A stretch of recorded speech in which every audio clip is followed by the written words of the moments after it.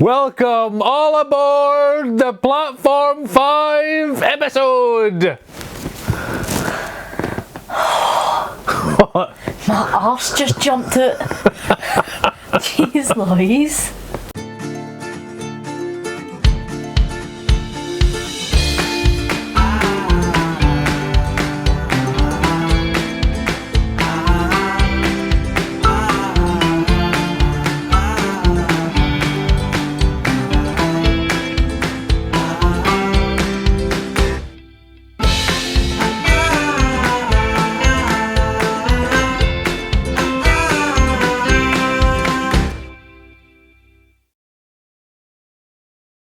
Hello and welcome to BookTube with Simon and Amy, still the only channel that says hello and welcome to BookTube with Simon and Amy.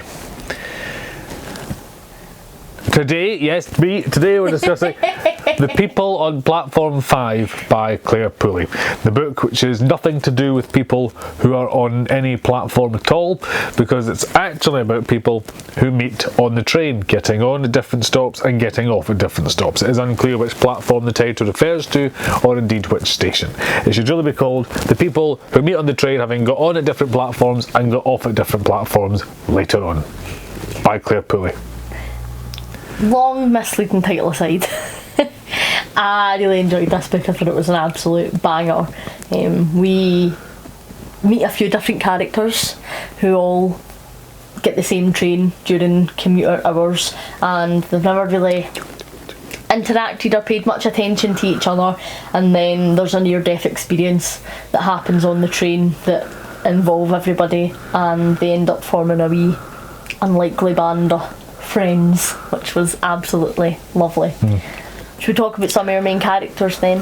Very well. Do you want to pull the first item from the bag? Well, the first item is the bag, because our main character, Iona, has a magic bag that seems to have whatever anybody needs at any given time. She pulls out her tea, she pulls out her dog, she pulls out medical items. Lulu the dog. Lulu the dog. Anything that you might conceivably need lives in the bag. It is a bag of mystery, it is a bag of wonder, it is a bag of magic. It is, hang on a minute. It's Sanjay's mum. We're subscribers, not prisoners. Keep it moving. Right, anyway, so Iona. I loved Iona. She was my favourite.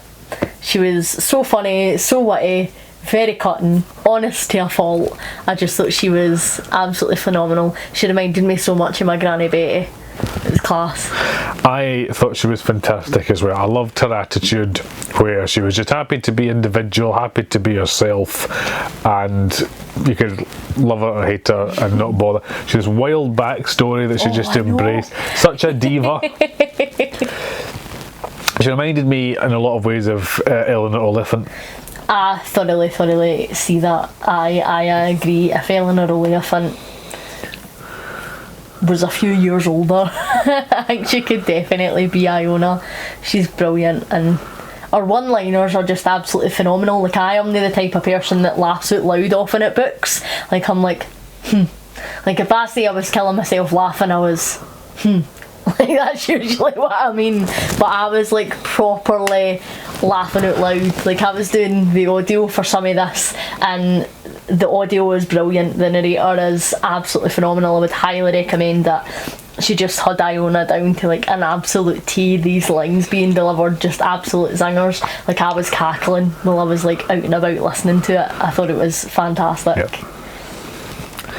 Alright, pick a character from Iona's magic bag of characters. So this tie represents Piers, and he is a bit of a love-hate character, isn't he? Nyaff at the start. Yes, definitely a nyaff at the start. Very nyaffy. He's very superior, thinks he's better than everybody else on the commute, doesn't really want to interact with anybody.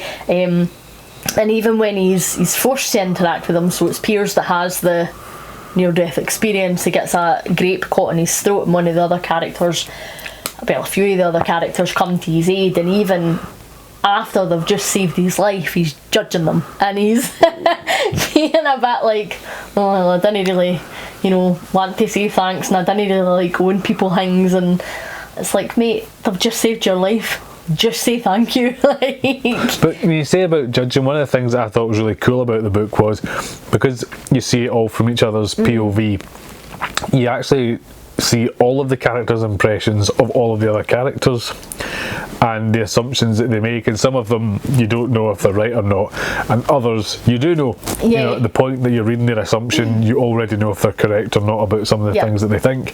I find that really interesting, just about the picture you form of people and the kind of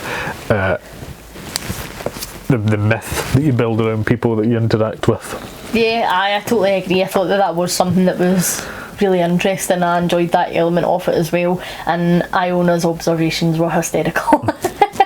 I really liked Piers by the end of the book. Don't know about yourself. Yeah, it's like there's this good person side and it's hidden at the beginning, and then over a period of time it just peers over and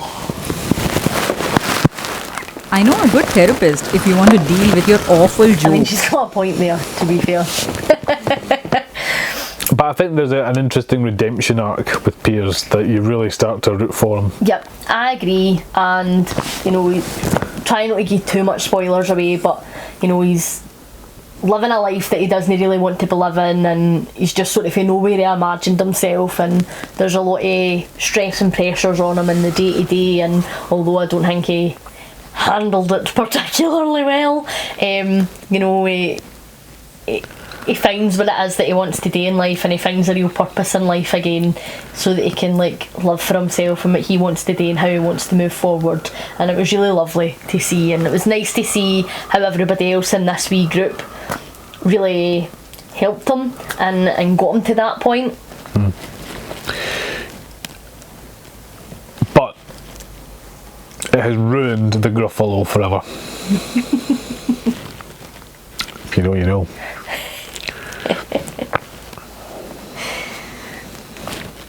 Do you want to pick the next person then? Amy. Amy! Who does that make you think of? Amy. You. Aye. Most folk will just think that you're saying your name because you've got a funny accent. No. Fair enough, that's not what the joke is. Just makes me think of Geo. You can't name and shame the old neighbour on the internet. Sorry, I did. It's not like he's going to watch it. No, but people who know him might say, oh, your old neighbour was on slating you, having a pop. I'm not slating him. And he's going to get hate mail and all sorts of stuff. I'm not slating him, I'm just saying that... He's going to end up self-killing himself, and then we're going to get hounded by the press. I have a 3-letter name, and he never learned it within the space of 5 years. What is it? It was always a different iteration. Oh. Don't you start. I mean, Amy. E-M-Y. Amy. Amy. You bumped into him recently, didn't you? I did. He referred to me as Simon's girlfriend. I was like, aye, thanks. That's exactly who I am.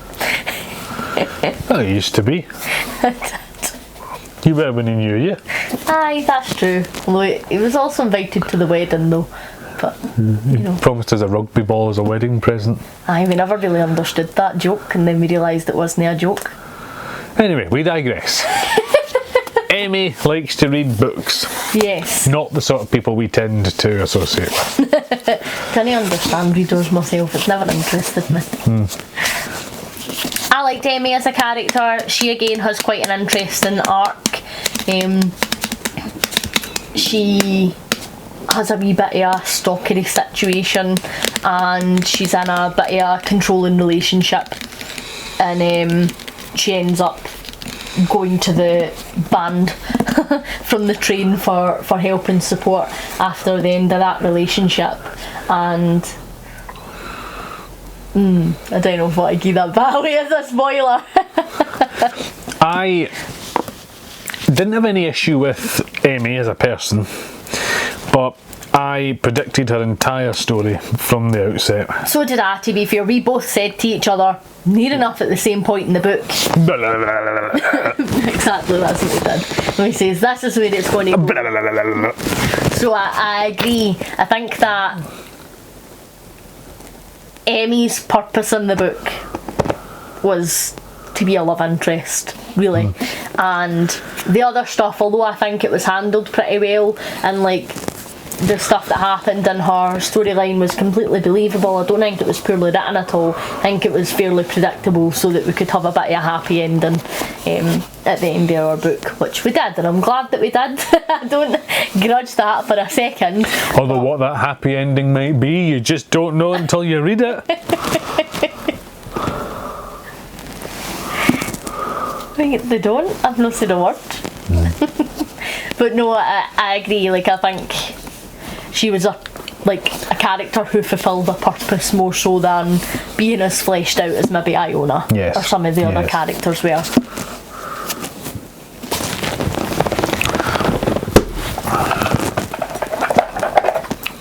Ooh, so we have the stethoscope, which is Sanjay. This just makes me want to sing the Casualty theme tune. Go on then. Good God, no. Don't ever sing again. Never mind. Got to listen to Sanjay's mum. Yes. So I really enjoyed Sanjay as a character as well. Oh, don't, that hurts my ears. No. Me too! Was that noisy? Very noisy. I liked Sanjay quite a lot. He was a cute wee sod. Wasn't he? Yes. I don't know why I did the voice. Why did I do that? So I liked Sanjay. I thought he was funny, but I think in a similar note to Amy, like, he just wasn't on the same level as like Iona or Piers for me personally. I think again, like, his side story was probably explored a lot less than some of the other characters.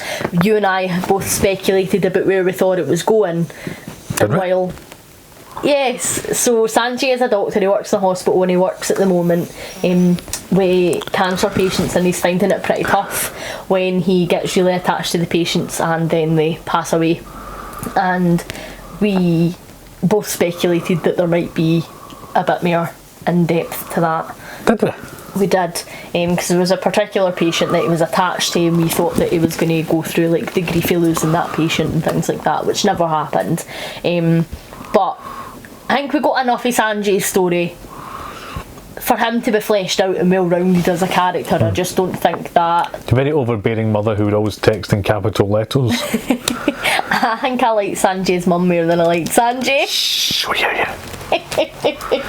I liked the fact they had this sort of job that required him to appear really assertive and really in control and really confident, and actually was struggling with anxiety and things. I thought he was a really well written character. I think he was well written. I just think for me personally, because we focus so much on the romantic element in his character development, that there was a lot of like interpersonal stuff that was missed for me. You know, like he obviously saw the poster in the hospital about going to the grief group and things like that for the other doctors, and like I think it would have been nice to have that explored, because we had came along in the journey so much with him, struggling with his grief for his patients, and you know, try to do the cold and detached thing and not really getting to know them, and that's no for me. I'm too nice a guy, like I need to be there, I need to support them, and then really jumping in both feet and helping them. You know, like we could have seen him at one of these support groups or whatever, or seen him engaging in some counselling, or like however that looked. I just think I would have liked to have seen that for him as a character, as well as the romance. Like I don't grudge that, I enjoyed it, I was shipping it, but just for me, I think that there was some missed points there when it comes to Sanjay's character. That's fair. Last but not least, Goes that calculator. it's gonna love pushing the buttons. Doesn't go on. Oh, it does. There it goes on. Give me a sum. 8 times 102, take away 37. 779. Wow. Did you get that faster than the calculator? If so, comment and tell us why you don't have a girlfriend. Or boyfriend. So Martha, what did you think of Martha as a character? She's quite forgettable, isn't she? Aye, Martha comes into it a wee bit later on, not much. She's the youngest of the cohort on the train. She's travelling to and from school. She's having some sort of teenage drama, like they all do at all points. And again, she turns to Iona for a bit of advice and support, and she gets a part in a school play as Juliet. I was going to say as Romeo. As Juliet and Romeo and Juliet. Auditions. She auditions. Auditions. May or may not get the part.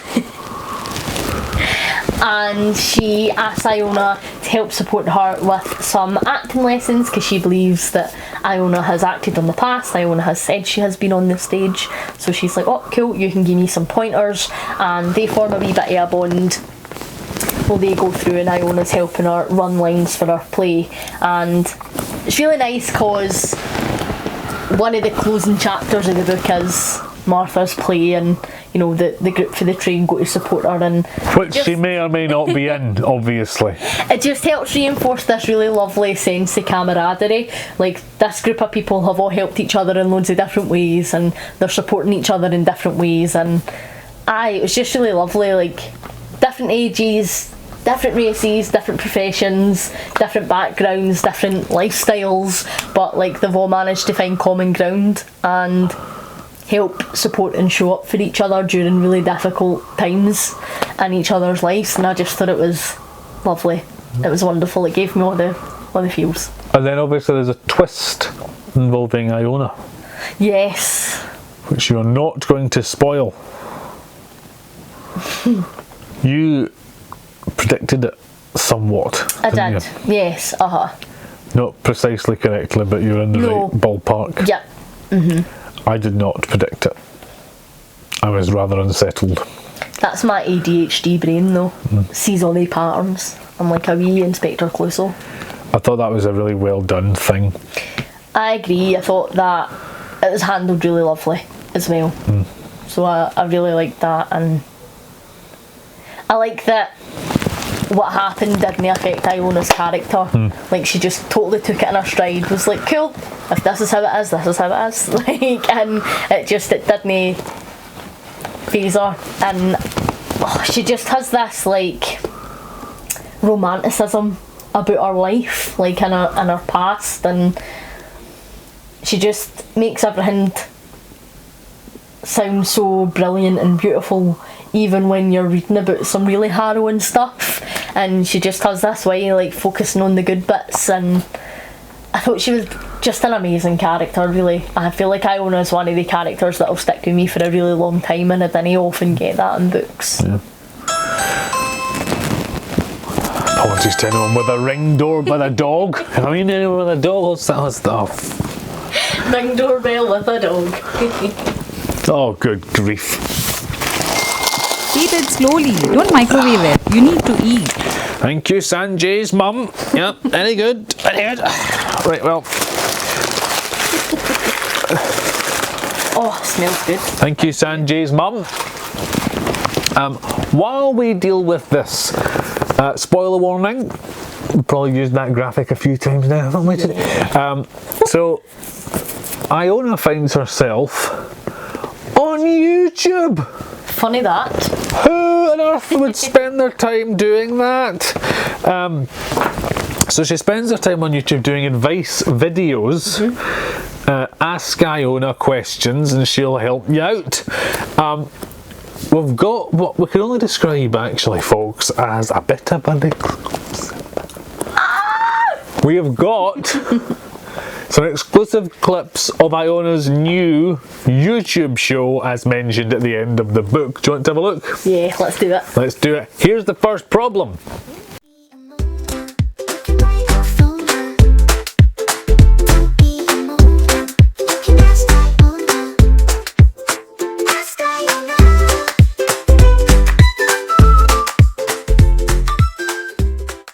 Basically, Kayla from Books and Lala does a challenge every year called the Buzzword Challenge, and up until last year I always failed to complete it. Last year I decided to do it differently, and rather than trying to remember to fill it every month or to remember to go back and fill it in, I did it in vlogs and I pulled 3 prompts at random and I completed them. It worked really, really well. It was the first time I completed it, and so I was already like, right, I'm definitely doing this in 2025.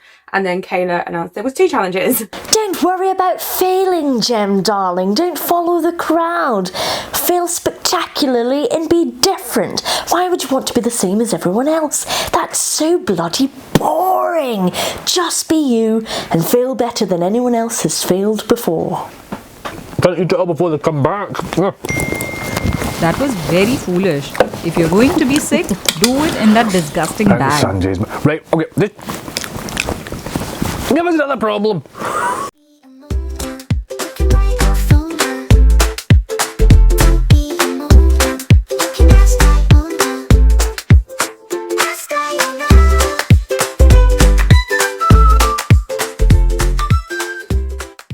I'm Jack. This is Spread Book Joy, and I haven't filmed anything in a month. My channel is Spread Book Joy. If you've not been here before, I talk about books and reading and the joy of reading and all those kinds of things. And I haven't filmed anything for a while, and I keep putting it off. Jack, my darling, get off your bloody arse. Just get filming already. We love your content. We love to see it. You spread lots of joy. Just do it already. Stop putting it off. Stop procrastinating. Get on with it, girl.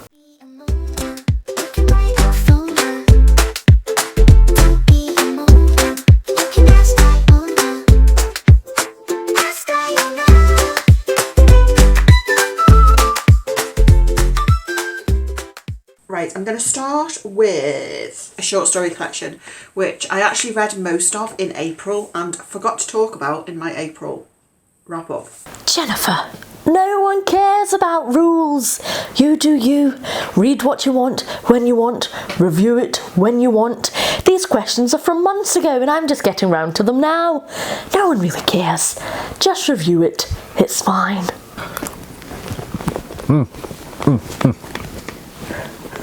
Let's do another problem.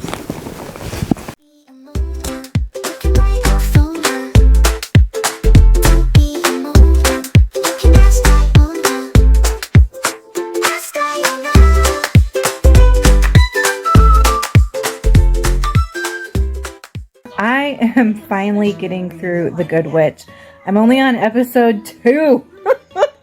I'm so far behind and I've only got like 4 days to catch up. So I'm going to have to do like 2 or 3 episodes a day. But so far season 4 has been super fun. But I'm only on episode 2. I just have not had much TV watching time. Just sit and watch the shows. Get yourself some popcorn, some munchies. Ignore the world. Turn your phone off. Shut the blinds. Cuddle the animals, of which you've many. Watch the damn show.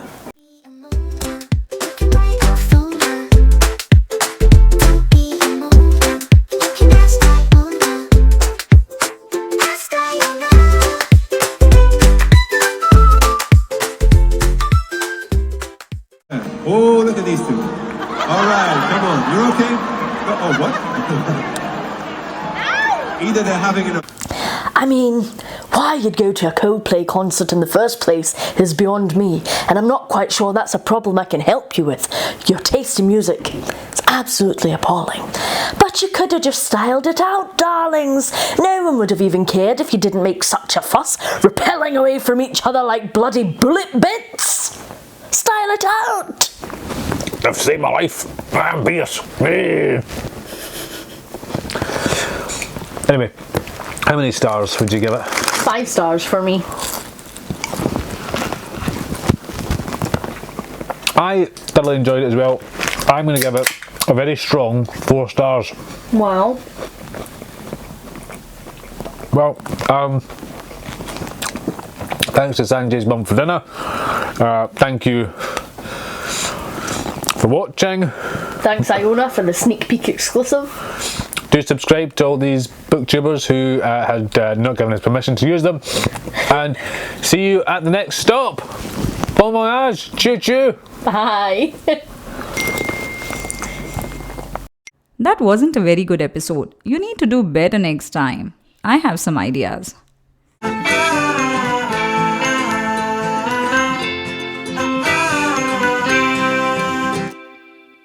didn't get a lot of chicken, did you? Good grief, Jerry. Cost of living crisis. Aye, for us, none of the fucking chickens. Oh, thank goodness. Just got rice in my slipper. Fucking hell. I feel like it's a wee bit worse old gummage.